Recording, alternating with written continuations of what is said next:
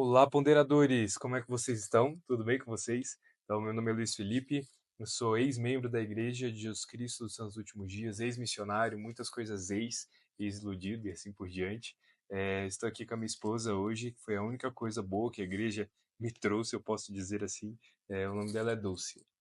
Prazer, pessoal. Hoje também estou aqui com o Felipe para trazer uma história que tem gerado muita angústia no nosso coração, e foi profundamente tocante para nós. Preparem-se para uma jornada que pode ser reflexiva. Nós vamos mergulhar em uma história que, embora repleta de tristeza, é essencial para ser contada e lembrada. Ela ecoa poderosamente até os dias de hoje, mostrando aspectos cruciais sobre a fé, autoridade e as complexidades da escolha. E essa vai ser uma narrativa que nos desafia, nos comove e nos faz questionar profundamente. Afinal de contas, como as crenças e estruturas de poder dentro de uma comunidade religiosa podem influenciar as escolhas pessoais e a autonomia de seus membros, especialmente quando essas crenças entram em conflito com noções de ética e direito individual. Então é sobre isso que nós vamos conversar hoje. Então, a história que nós vamos contar hoje é um relato do passado, né, mas que, como a Dulce disse, ainda está muito vivo. É um fato da igreja que muitas vezes as pessoas não conhecem, é passado por cima ou é dito de uma forma como até mesmo quem sofreu ou quem passou por essas coisas não narrou, né? Então, a voz da pessoa que passou por tudo isso ficou meio calada mediante a tantas informações que a igreja encobre. Então, nós vamos contar hoje para vocês um pouco da história de Ellen Mar Kimball. Não sabemos se vocês já ouviram falar de Ellen Mar. Tem muitas informações nos Estados Unidos em inglês sobre Ellen Mar, mas infelizmente em português não temos muitas informações. Então tudo que a gente foi pegando, foi traduzindo, vendo alguns registros e assim por diante. Ellen Mar foi uma jovem de 14 anos e uma das esposas de Joseph Smith. Então, para você que não sabia que Joseph, como quem defendia o casamento plural, a primeira pessoa da Igreja de Jesus Cristo a defender o casamento plural, ele se casou sim com uma moça de 14 anos de idade. E essa moça, nesse relato, ela conta as controvérsias assim matrimoniais que Joseph, né, presidente e fundador da Igreja de Jesus Cristo, a colocou.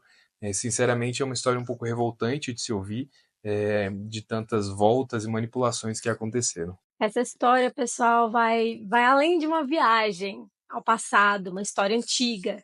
Ela traz reflexões e questões profundas sobre a autonomia feminina, a sutileza da manipulação espiritual e o complexo lugar onde a fé e a coerção podem se encontrar de maneiras tristes e alarmantes. Ao mergulhar no relato da Ellen, vocês vão se encontrar navegando por um mar de emoções diversas e intensas. Então, nós queríamos falar para vocês que não é fácil esse relato, não é uma história bonita, mas é uma história que desafia a nossa compreensão e nos força a confrontar com a manipulação que muito acontece dentro do meio religioso, né? Que pode acabar se disfarçando ali entre fé e revelação espiritual. Então, preparem-se para uma jornada que não fala apenas do passado, mas também traz à tona questões urgentes que precisam ser debatidas no momento presente. Nossa, e é uma coisa difícil de aceitar até hoje para os nossos padrões e princípios morais, né? Para aquela época também não era diferente. As coisas que nós vamos falar aqui são inaceitáveis hoje, e também naquela época já não era aceitado nem pela lei, nem moralmente pela maior parte das pessoas que conviviam naquele cenário político, cenário local e assim por diante, né? Então é uma coisa um pouco complicada, mas que levanta muitos questionamentos importantes para nós entendermos quem foi os verdadeiros criadores da religião mórmon e qual era a visão que eles tinham e se eles realmente tinham autoridade ou decência para ensinar ou nos mostrar o que nós devemos ou não fazer hoje em dia. Então, agora nós vamos falar sobre o relato de Alemar Kimball, que foi escrito em 1882. E nós vamos ler esse relato na íntegra. Nós não queremos tirar nenhuma vírgula do que ela disse. Nós queremos ler exatamente como foi relatado por ela. É importante, talvez, depois deixar um link, né, com alguns dos registros, o Sim, livro dela e assim por diante. sim, nós vamos deixar esses registros para que vocês possam ler. Muitos estão em inglês, mas hoje em dia, com o apoio de inteligência artificial, vocês podem traduzi-los. caso tenham curiosidade de ler os registros na íntegra. O livro completo, no caso, né? Então, nós vamos ler uma parte do que ela disse. Vamos lá. Com todas as falsas tradições nas quais nascemos, e em consequência da maré degenerada pela qual a família humana tem sido levada pelas gerações passadas, e como o Senhor não tinha nenhum sacerdócio organizado na terra, não é de admirar que isso aconteça. Em nossa ignorância de seus caminhos, os sentimentos de nossa natureza deveriam se rebelar contra a doutrina da pluralidade de esposas. Ela continua. Lembro-me de como me senti, mas seria difícil descrever os vários pensamentos, medos e tentações que passaram pela minha mente quando o princípio me foi apresentado pela primeira vez por meu pai, Heber C. Kimball, que certa manhã, no verão de 1843, sem quaisquer preliminares, perguntou-me se eu acreditaria nele, se ele me dissesse que era certo que homens casados tomassem outras esposas. Pode ser melhor imaginado do que dito, mas basta dizer que o primeiro impulso foi de raiva, pois pensei que ele só tinha dito aquilo para testar a minha virtude. Minhas sensibilidades foram dolorosamente tocadas. Senti uma tal sensação de ofensa pessoal e de desagrado por mencionar tal coisa para mim, que achei totalmente indigno do meu pai e tão rápido quanto ele falou, respondi-lhe curta e enfaticamente: não, eu não faria isso. Sempre fui ensinada a acreditar que se tratava de um crime hediondo, impróprio e antinatural, e fiquei indignada com isso. É complicadíssimo. O que me faz lembrar nesse momento é daquela série que passou na Netflix. Todo mundo ficou pensando que era de fato sobre a Igreja de Jesus Cristo da versão brigamita, né, a maior versão de todas, mas foi sobre a versão dos, como que eles chamam? Não me recordo o nome É agora. uma outra versão, outra vertente da Igreja de Uma Jesus outra Cristo dos vertente. Santos dos Últimos Dias, Fundamentalista. fundamentalistas, né? Eles seguiram outro profeta e assim por diante, e essa igreja fez com que eles continuassem com o pensamento da poligamia e assim por diante. Eles acreditavam que, como a igreja só cedeu a uma questão política, eles não deveriam ceder à questão política, deveriam continuar com a revelação, suposta revelação que Joseph tinha recebido. A E série é Rezar nessa e Obedecer. Rezar e Obedecer, exatamente, na Netflix. Por enquanto ela se encontra na Netflix.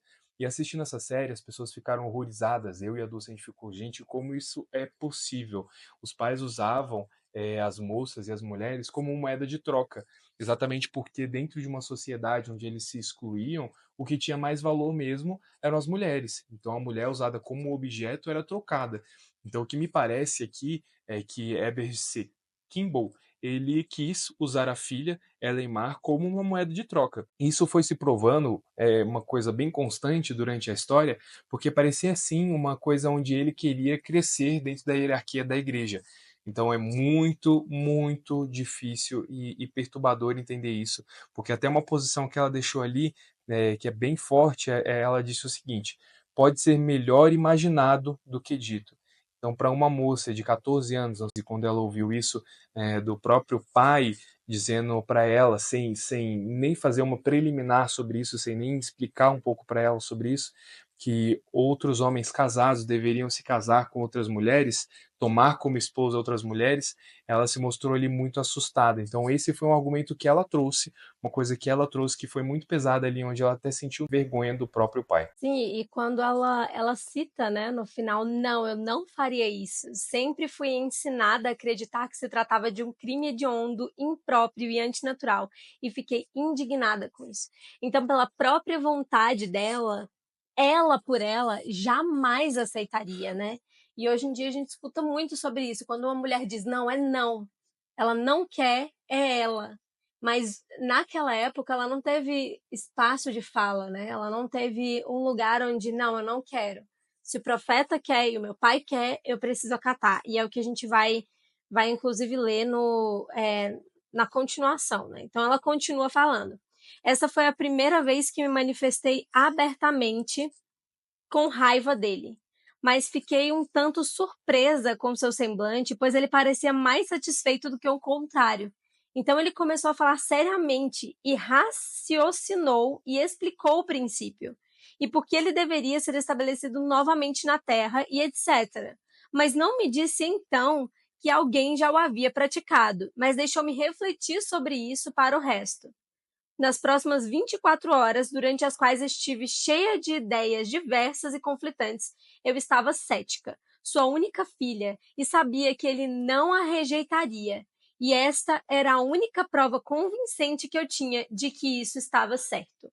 Então, quando a Ellen, ela diz aqui no final que ela era a única filha, né? Na parte que ela diz, eu estava cética, sua única filha, e sabia que ele não a rejeitaria, e essa era a única prova convincente que eu tinha de que isso estava certo. Então, quando ela diz que ela imaginou que o pai dela estava falando a verdade, porque ela era a única filha dele, e que provavelmente ele jamais faria isso se ele não tivesse certeza que era a melhor coisa a se fazer naquele momento. Então, o pai dela também já estava extremamente convencido de que isso seria o melhor para a filha.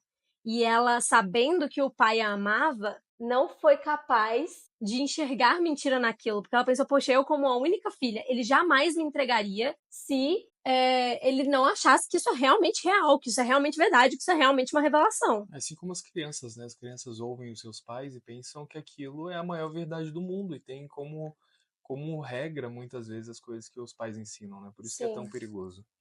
sim. Continuando o relato, ela diz: eu sabia que ele me amava demais para me ensinar qualquer coisa que não fosse estritamente pura, virtuosa e exaltadora em sua tendência. E ninguém mais poderia ter me influenciado naquela época ou levado-me a aceitar uma doutrina tão totalmente repugnante e tão contrária a todas as nossas ideias e tradições anteriores. Isso foi pouco antes de ele iniciar sua última missão no estado do leste.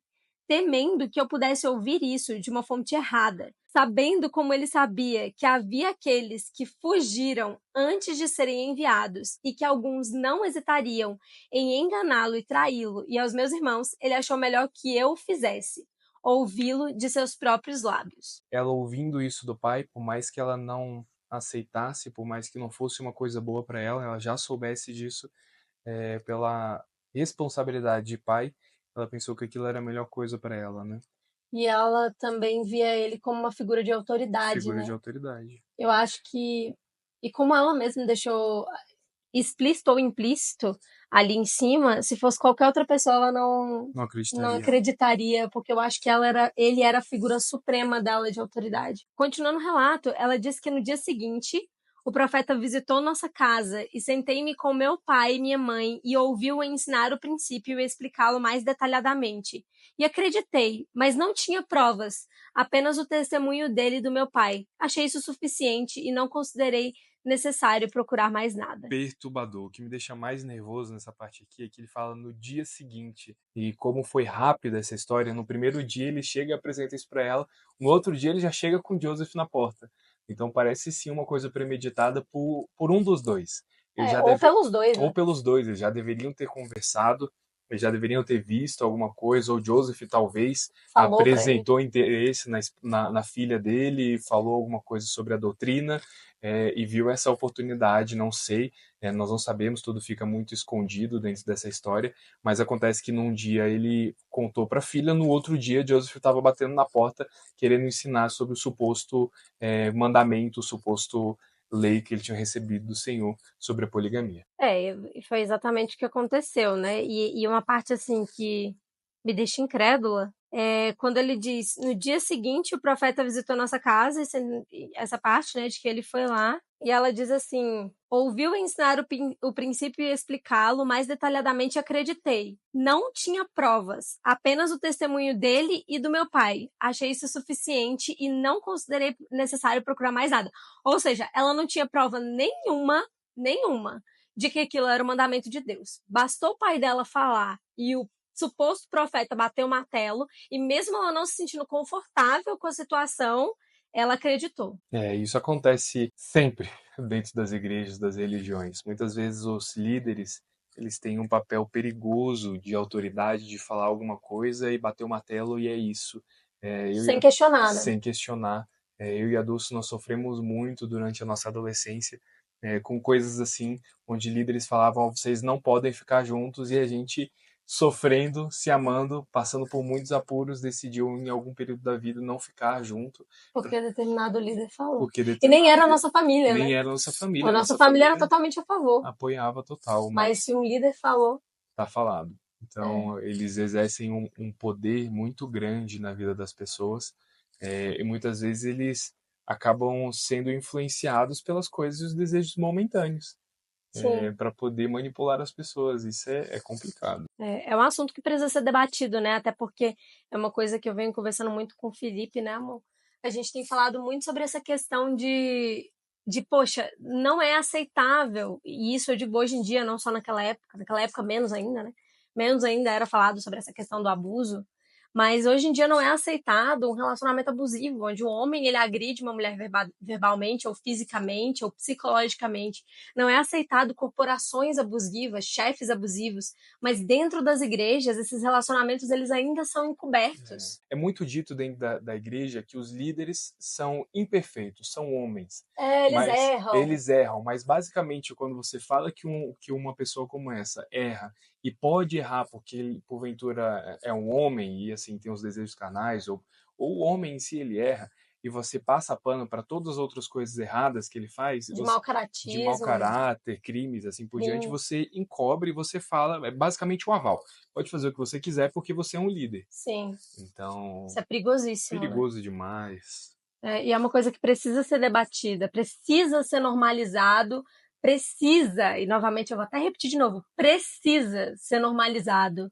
Se um líder cometer um crime, poder falar sobre isso. Se um líder cometer um abuso com determinada pessoa, poder falar sobre isso, sem que a pessoa que está falando sobre isso seja condenada ou acusada de apostasia, que acontece muitas vezes dentro da igreja, né? De apostasia ou de afastamento da fé. Não fala mal do seu líder, isso significa, se você está falando mal dele, mal entre aspas, porque citar um fato não é falar mal, mas as pessoas dizem que você está falando mal para acreditar que você está fazendo algo ruim, e isso acaba te manipulando para que você não fale, e fazer esse tipo de coisa é extremamente doloroso e oprime a vítima, né? Quem tá É, passando pelo processo ali de. já é manipular, né? Quando você fala assim que um líder, ele errou e assim por diante, mas ele é humano, você já está manipulando a outra pessoa a não falar Sim, sobre, a ignorar e esquecer todos os fatos que aconteceram. sim, como se o fato dele ser humano apagasse tudo. O legitimasse para isso. Exatamente. E não acaba por aí. Tem mais um relato que nós gostaríamos de ler e comentar sobre ele. E foi, para mim, extremamente doloroso ler. Foi um poema que Eleanor Kimball compôs em 1881. E nele, a Ellen aborda questões profundas e pessoais que mexeram com ela. E ao ler, eu fiquei muito mexida. Foi muito doloroso para mim. E esse Eu, desculpa interromper, mas esse é um bom momento para você que é membro, interpretar, ler da sua forma e saber por você mesmo como ela de fato se sentia. Dentro das fontes da igreja é passado que ela casou, teve um casamento espiritual. espiritual, que não houve nenhum tipo de relação. Bom, nós não sabemos disso, não existe nenhum vestido manchado de sangue, nem nada que comprove que eles tiveram algum tipo de relação, mas a verdade é que se o casamento plural ele foi ensinado para que as pessoas pudessem, para que os membros daquela época, o que é dito é isso, que os membros praticavam a poligamia para que o casamento plural, para que eles pudessem ter mais filhos, porque eles passaram por uma grande perda, assim por diante, para lá toda essa balela que a gente sempre escuta, mas por que Joseph faria isso com uma moça de 14 anos, se fosse para ter um casamento espiritual? Não bate, as informações não batem. Até porque naquela Já era época crime o casamento com menores de já idade. era crime com moças de 14 anos e naquela época provavelmente Ellen Mar Kimball ela não tinha tido a primeira menarca, ela não tinha passado pelo primeiro período menstrual, provavelmente, até por isso que as pessoas falam, não, por que ela não teve filhos então? Naquela época a menstruação ela vinha por volta dos 17 anos, 16 anos, então provavelmente Ellen Mar Kimball ela ainda nem tinha passado pelo primeiro período, ela ainda era considerada uma criança para a época, e registros históricos e outros cientistas explicam que para hoje em dia ela teria basicamente 9 anos. Nossa, pesado. Sim, para essa questão ela teria basicamente 9 anos. Então, Ellen Mar Kimball, ela compôs o poema e eu vou ler o poema para vocês. Eu vou ler com pausas, eu vou tentar ler e trazer o sentimento que eu senti ao ler o poema, mas para mim, pessoalmente, foi muito doloroso. Eu pensei que durante essa vida, meu tempo seria meu. O passo que estou dando agora é para a eternidade sozinha. Ninguém precisa ser mais sábio. Com o tempo, eu serei livre. E como o passado foi, o futuro ainda será. Para o meu coração inocente, todo livre dos cuidados mundanos e cheio de esperanças felizes e visões juvenis raras. O mundo parece brilhar. As nuvens ameaçadoras foram mantidas longe da vista e todos pareciam belos, mas anjos compassivos choraram. Eles viram meus amigos jovens ficarem tímidos e frios, e dardos venenosos de línguas caluniosas foram lançadas. Coração inculto em teu generoso sacrifício, tu não pesaste o culto, nem conheceste o preço amargo. Teus sonhos felizes também estão condenados a serem excluídos das cenas sociais por este teu destino. E sobre tuas tristes e lembranças de doces alegrias passadas, teu coração doentio meditará e imagine desgraças futuras. E como um pássaro acorrentado, com coração selvagem e saudoso, você ansiará diariamente por liberdade e murmúrios em sua sorte. Mas se você pudesse ver o futuro e ver aquela coroa gloriosa esperando por você no céu, você não choraria, nem lamentaria. Puro e exaltado era o objetivo de teu pai. Ele viu uma glória em obedecer a esta elevada lei celestial, pois para milhares que morreram sem a luz, eu trarei alegria eterna e tornarei tua coroa mais brilhante. Fui ensinada a rever o profeta de Deus e a receber cada palavra como a palavra do Senhor. Mas se isso não tivesse vindo da boca do meu querido pai, eu nunca teria recebido como a verdade sagrada de Deus. Uou! O que nós vemos aqui é uma criança que perdeu sua juventude, foi privada de viver como adolescente, privada de passear, dançar. Em outro momento, ela conta que ela via o irmão dela sair, ela se sentia muito triste com isso. A Dulce vai até falar mais sobre isso. Mas dentro desse poema nós vemos que ela foi manipulada, ela foi usada pelos anseios do pai e do profeta, mesmo estando infeliz com isso. O que a deixava um pouco mais tranquila, é o que parece, era o anseio de ir para o reino celestial, o suposto reino celestial, Promessa, né? a promessa de ir para o reino celestial, essa esperança que implantam nas mentes das pessoas e acabam manipulando elas para fazer tudo que precisa.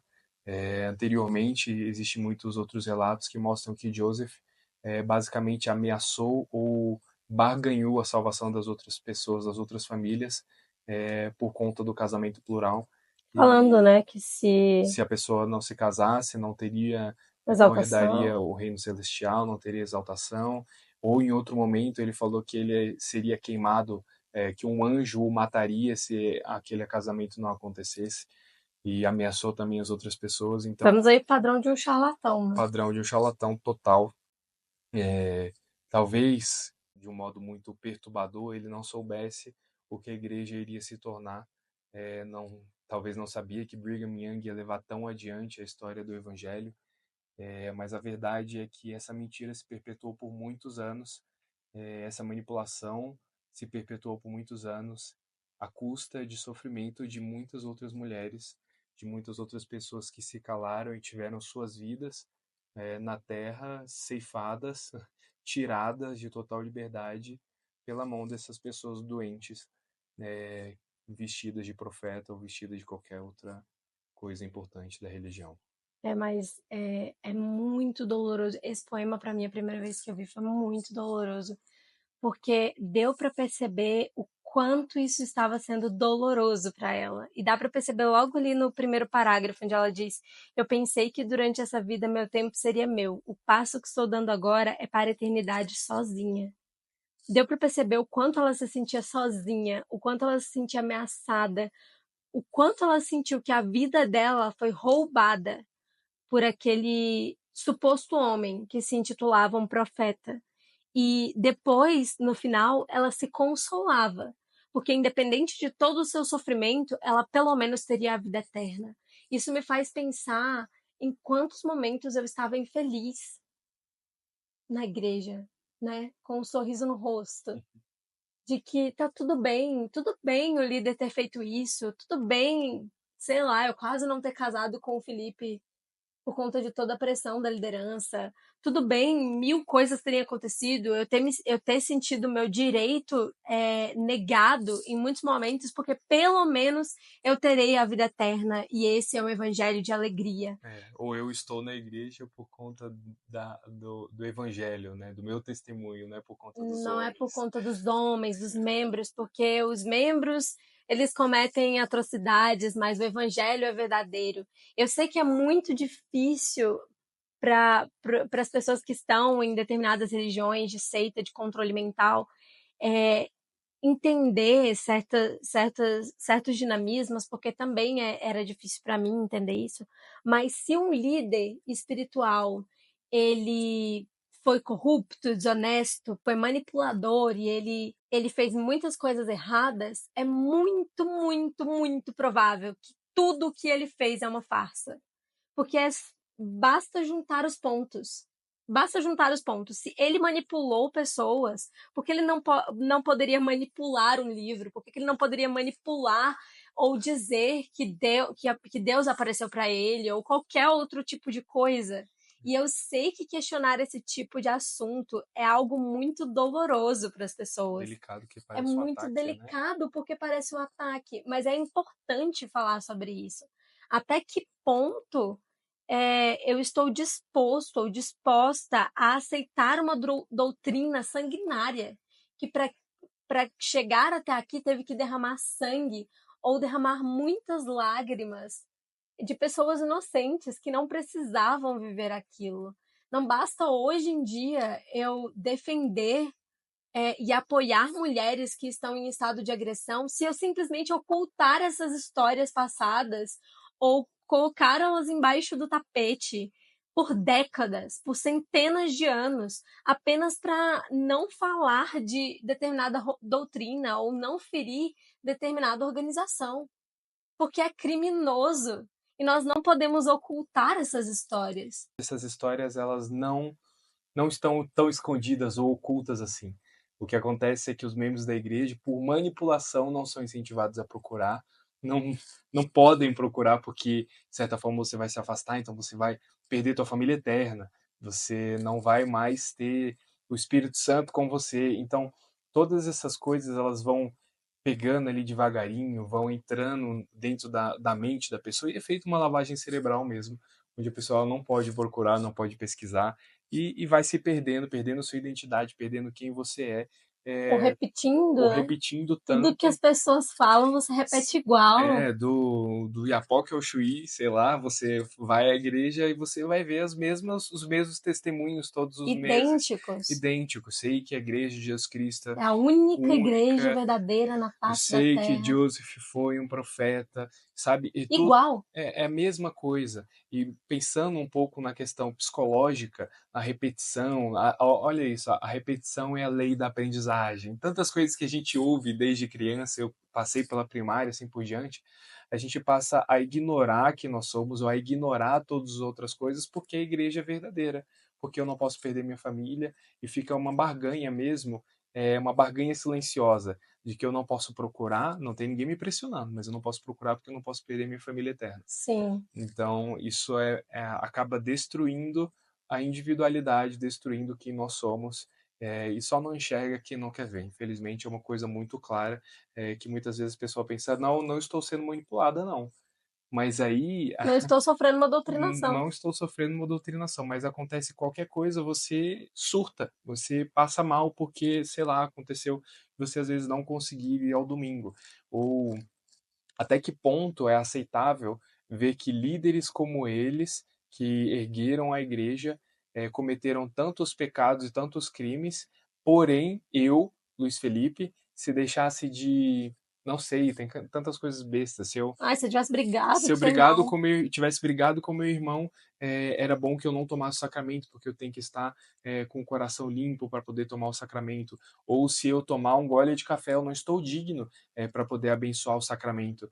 Então, muitas coisas acontecem como manipulação. Porque eu não posso fazer isso, mas esses caras podiam abusar de um menor de idade, E ainda ser se considerado um casar e ainda é profeta. um profeta. Ele pode plagiar livros, porque foram plágios, livros publicados antes do livro de Mórmon, com muitas coisas que estão dentro do livro de Mórmon, para mim não pode ser outra coisa não ser um plágio. Ele pode plagiar livros e tudo bem. Ele pode cometer um crime federal de destruir não só uma impressora, mas um prédio e manipular pessoas, mas está tudo bem. Ele Casar com moça de casar 14 com moças de anos. 14 anos, mentir para todo mundo e assim por diante. E ainda Mas ser considerado um ele profeta. era um profeta. E isso é muito problemático para mim, sabe? Por mim, eu mesma, eu não conseguiria subir hoje num púlpito e falar, eu sei que Joseph Smith foi um profeta. Ah, mas sabendo tudo que ele fez, eu não subiria mesmo. Isso seria um problema para mim. Então, não assumir e ocultar e colocar embaixo dos panos apenas porque foi um líder ou dizer que nós estamos falando mal da igreja de certa forma, uma forma de ocultar, né, esses registros Na históricos. verdade, o que nós estamos fazendo aqui é pegar todos esses registros e interpretar, ler e colocar mediante as circunstâncias daquela época, como aquela pessoa falou, e ver, bom, isso para mim não cabe, não é possível eu frequentar essa igreja por conta de todas essas coisas, para mim foi ocultado isso, então realmente não tem condições de manter meu nome na igreja ou continuar dentro de uma religião que mente tanto. O último relato de Ellen Mar Kimball, que eu vou ler, não foi, tem um livro só dela, mas o último relato que nós vamos trazer aqui foi mencionado por ela no inverno de 1843. Então eu vou ler exatamente como ela escreveu. Durante o inverno de 1843, houve muitas festas e bailes. Alguns dos jovens cavalheiros organizaram uma série de festas dançantes que aconteciam na mansão uma vez por semana. Tive de ficar em casa, pois meu pai havia sido avisado pelo profeta para manter sua filha longe de lá por causa dos backlegs e de alguns de caráter questionável que frequentavam lá.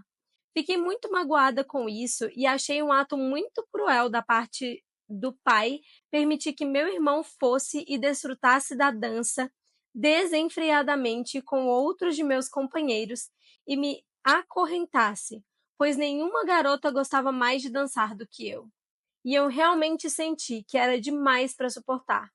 Isso tornou a escola enfadonha, ainda mais enfadonha, e como um pássaro selvagem, ansiava pela liberdade que me era negada. E me considerava uma criança muito abusada e que seria perdoável se eu murmurasse. Ela era só uma criança. E eu penso que, assim como hoje para mim não seria aceitável ver uma coisa dessa acontecendo, não é aceitável pensar acontecendo no passado, ainda mais quando existiam leis contra isso. Pensar que era feito tudo às escondidas, mesmo que fosse de forma espiritual, Ellen sofreu com isso durante a vida. Ela teve a vida dela tirada, ela não pôde viver ou não pôde desfrutar de uma juventude, porque ela já havia se casado com 14 anos. E em outros momentos do livro ela fala que se ela soubesse que o casamento não era só por questão espiritual, ela não teria se casado. Então é muito pesado ouvir tudo isso, porque por mais que não haja relatos de que houve alguma relação entre os dois, Porque nem poderia, né? é, Ela nem podia ficar grávida para ser uma prova cabal. a prova cabal. É muito triste ouvir todos esses relatos. Isso, para mim, por si só, já é uma coisa para eu ouvir e saber que esse homem não foi o homem de caráter, que foi uma pessoa assim que manipulou e fez coisas erradas e não é aceitável para mim e não é legal ouvir e saber de todas essas coisas. Mas nós queríamos deixar essa reflexão hoje, né, sobre a história da Ellen e, e sobre será que tá tudo bem nós ocultarmos essas coisas? Será que tá tudo bem nós aceitarmos sem questionar apenas porque é um líder religioso. É importante nós entendermos que o evangelho pode ser importante para as pessoas e pode ser acolhedor, e realmente tem pessoas que se sentem bem pelo convívio social hoje em dia, e a gente gosta de deixar isso muito claro, mas acredito que o mundo ideal seria um mundo onde a gente não passa pano para ninguém, inclusive líderes religiosos, pessoas que praticaram iniquidades e coisas perversas. Não colocar isso embaixo dos tapetes apenas porque ele é um líder e, principalmente, não abrir mão da nossa individualidade, e não aceitar determinadas posições apenas porque foi um líder que disse, é extremamente importante. E a gente diz isso porque não foram de poucas pessoas durante o nosso período na igreja que nós ouvimos quando tentávamos falar, olha, tal líder fez um absurdo. A tal líder fez uma coisa que várias pessoas tentavam dizer que não, você não pode falar sobre isso, a gente tem que apoiar os líderes. E apoiar a liderança, muitas vezes, é não falar fatos sobre ela. Então, isso pode ser algo extremamente problemático e doloroso. E pode trazer traumas eternos para a sua vida hoje em dia e para a vida das pessoas que estão próximas. Então, se para você é ok estar dentro de uma religião e você se sente confortável, que incrível, que fantástico, permaneça aí. Você tem que exercer a sua fé da forma que você se sente bem. Mas, por favor, não permita ou não fale para as pessoas que elas precisam ocultar abusos simplesmente porque foram autoridades dentro de determinadas igrejas ou religiões. Isso é extremamente problemático. Tentar defender um líder dizendo que ele era humano e que ele falha quando é um desvio de caráter ou um crime não pode ser aceitável. Não pode. Bom, acho que é isso. Nós queríamos fazer esse podcast aqui para explicar um pouco como nós nos sentimos depois de descobrir todas essas coisas. Muitas pessoas que descobriram ali, viram nossas redes sociais com a nossa posição de sair da igreja, pedir para que nosso nome fosse retirado dos registros, ficaram chateadas e pediram para que nós nos calássemos, mas essa não é uma opção para quem perdeu 1 ano e meio, 2 anos de sua vida, Servindo como missionários. não sendo remunerado de forma alguma. Basicamente, eu não vou dizer que foi uma escravidão, porque infelizmente nós assinamos aqueles papéis para servir voluntariamente. E foi bom em alguns Foi momentos. bom em alguns aspectos, mas é triste nós descobrimos que nós defendemos uma mentira. Então, nós temos o nosso direito de estar falando aqui, e muitas pessoas agradeceram, a maior parte das pessoas agradeceram quando nós estávamos compartilhando esses relatos, porque já não sabiam mais com quem conversar, ou nunca tiveram a oportunidade de conversar com alguém, porque dentro da igreja o círculo ele é tão forte, você se torna membro, você se afasta do mundo, você já não faz mais parte do mundo, então logo as pessoas que você tem que contar são só as pessoas do círculo social ali do evangelho. Então, é muito bom saber que tem pessoas que gostam e precisavam ouvir isso de certa forma. Então, se você quer estudar um pouco mais sobre todas essas coisas, não vai ser difícil você encontrar. Infelizmente, no nosso país, nós não temos tanto incentivo ou auxílio para aprendizado de outro idioma como o inglês, mas vocês vão conseguir traduzir muita coisa com as inteligências artificiais, Google e assim por diante. Muito obrigado, e acho que é isso aí. É isso aí, pessoal. Tenham um excelente dia ou noite, seja lá o horário que vocês estão assistindo esse podcast. Então, pode ponderar. Pode ponderar.